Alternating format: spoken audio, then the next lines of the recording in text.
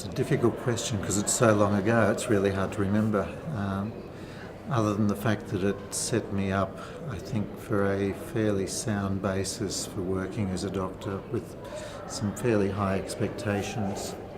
Probably one experience, the electives that were offered at that time where I went and worked in New Guinea, made me aware that there was substantial opportunities but also a high level of responsibility that I could do and basically take me anywhere in the world.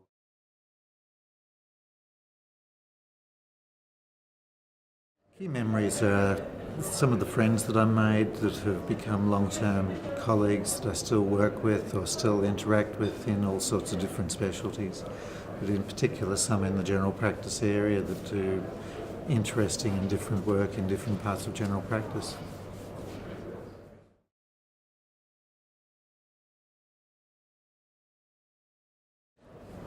I guess it wasn't so much the UQ experience, it was the ballot system where I got pulled out of the hat and ended up in Toowoomba for my intern year. And as a result of that, establishing some networks there, even though I left, I went back and ended up being a GP, procedural GP in Toowoomba for 25 years. And so it was that finishing experience and ending up there that actually created the sort of GP that I became.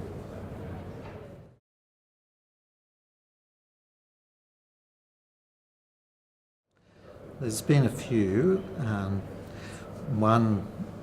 A couple of them that helped me lead me into the education role, and they were more colleagues that also had an interest in education. Working with a friend now, Mark O'Brien, who established the Cognitive Institute that has led into some international education work. So having had the opportunity to do some teaching work over in New Zealand and following him, who's developed work in many countries around the world.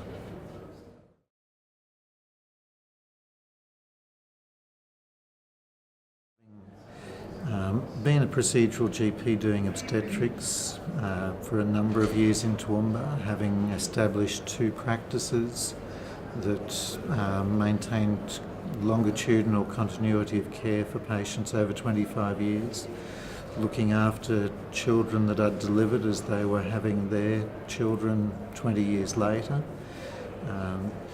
being a chairman of a board of a division of general practice and the political impact that had with introducing some substantial system changes within the healthcare on the Darling Downs in Queensland, growing my education expertise to becoming taking on lead roles in education in general practice training for not only metropolitan but rural doctors, and developing systems that impact on getting doctors out into country areas, and working on improving the supply of doctors and the quality of care that the doctors can provide in some of the rural areas.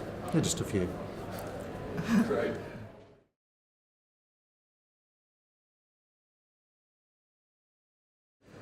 Part of it was because I was sent there, but I always did have the desire. I actually grew up in far north Queensland, north of Cairns, and so having lived in a small rural town, I was very much aware of the great pleasures you can have of being a rural doctor.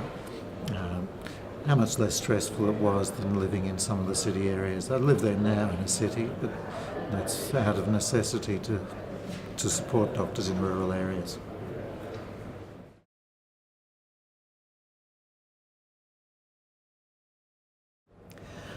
I'd encourage them to say that anything is possible once you have your degree, once you finish. There are many, many doors that are open to you. And the opportunities in rural, I think, are actually far greater than they are in city. In the city practice, you end up getting narrower and narrower and smaller areas, while rural gives you the great diversity. It also gives you the opportunity to actually make a difference in a community, not just to the individuals that you see, but your ability to play a part in a community helps to make a longer term difference, not just the people in front of you, but more broadly.